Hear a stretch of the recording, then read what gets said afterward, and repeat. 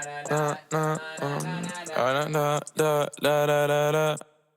I subscribe. Welcome back, you guys, to Relatable. My name is Justice. I'm Samaj. And we're relatable. You guys are relatable. Hopefully you guys can relate to something on the channel. So today we are reacting to a very unfortunate ruling. News. It is terrible news. The news is always bad, by the way. It's never nothing good. Word, a few days ago was the Supreme Court justices ruled to overturn the Roe versus Wade ruling, which basically stated that it was a federal law that gave women the right to get an abortion. And basically now it's up to the states. The states get to decide whether or not a woman has the ability or has the right to get an abortion. They stated that it was unconstitutional, or it wasn't like a constitutional right, but having a gun is a constitutional right. Mm-hmm. It's so dumb. But we're just gonna watch this video about the news ruling in. Court's ruling is reverberating far beyond the country's borders. CBS's Ian Lee is in our London bureau with the international reaction. Ian. Adriana, the court's ruling made the front pages despite the UK's own current political turmoil, underscoring the significance of the decision. I don't even know who, I feel like there's so many more important topics or so many more important things or issues that could be handled in the US. Why is this one of the laws that you're, somebody's pushing to overturn right now? You know what I mean? When the Supreme Court struck down Roe versus Wade, the whole world was watching and reacted. In Paris, several dozen protesters took to the streets in solidarity. French President Emmanuel Macron tweeted, "Abortion is a fundamental right for all women. It must be protected." Yeah, that's pretty random.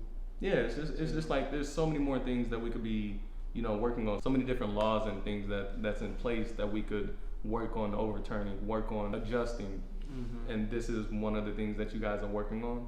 It's just I feel like it's a huge waste of time. Obviously, again, it doesn't automatically mean that you can't get an abortion or, you don't have the right to choose. It's just now it's up to the states.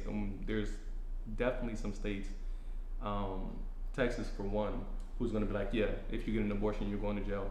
There's definitely states who already have it. We can already say yeah, they're going to be the ones that be yeah, you can't get an abortion, otherwise you're going to jail. Mm-hmm. Canadian Prime Minister Justin Trudeau also took to social media saying, "The news coming out of the United States is horrific. No government, politician, or man should tell a woman what she can and cannot do with her body." British Prime Minister Boris Johnson also condemned the decision. Clearly it has massive impacts on people's thinking around the world. It's a very important decision. I've got to tell you, I think it's a big step backwards. Definitely agree that it's a big step backwards. Mm-hmm. Number one, government is always personal agendas. They're supposed to be in government and in these positions to do what the public would want and what, the public sees best for, everyone. But I feel like they be pushing a lot of personal agendas. Yeah. Anisha was talking about how they can do tracking on the women period apps or whatever. Oh, really? Yeah, apparently a couple people, I forgot where, but she said she read an article where a couple girls got arrested. Really? Already, yeah. Because I guess their period tracking apps, Mm-hmm. Yeah. It showed that they were pregnant and then that they weren't pregnant all of a sudden and blah, blah. So they were able to track that data from these companies. And I'm I don't think that they're doing that for everybody because that's a waste of resources, by the way. But there's probably some more behind that. Is that an invasion of privacy? It is. But so is telling a woman that she can't do something with her body. Yeah. The overturning of Roe comes as many countries have eased restrictions on abortions in recent years, including overwhelmingly Catholic Ireland, That's big for them. Mexico, and Colombia. Catholics. But the Vatican praised yesterday's decision, saying, "By choosing life, our responsibility for the future of humanity is at stake." According to the Center for Reproductive Rights, the United States now joins just 2 other countries who have restricted abortion in the 21st century. Compare that to roughly 50 countries over the past decades who've made getting an abortion easier for women. Well, I'm glad the world is progressing and making decisions that benefit not only themselves, but the people of the community. You're right, exactly. Except for the United States. No, I'm just kidding. I think we're at a critical point where a lot of people's intentions are coming to the light, and yeah, we're just. You think that's better or worse now? I think it's better because it's not necessarily like hidden. You know, we see it on social media, we see it maybe in our day-to-day lives that there's still people in power that should not be in power. Yeah. So-called conservatives, people who don't want progression for anyone but themselves. What would you like if you had to, you know, categorize yourself? Had to pick one? Mm-hmm. If you had to categorize yourself. I'm pro-choice. You're pro-choice? True. I would also say that I'm leaning more towards pro-choice, but I think I'm like kind of in the middle because it's situational. That's why it's very situational. It's like it's your opinion. Definitely situational. Like it's situational. Okay, I personally, the reason why I'm pro-choice is because I feel like as a man, I can't tell what a woman should go through. I never had that experience.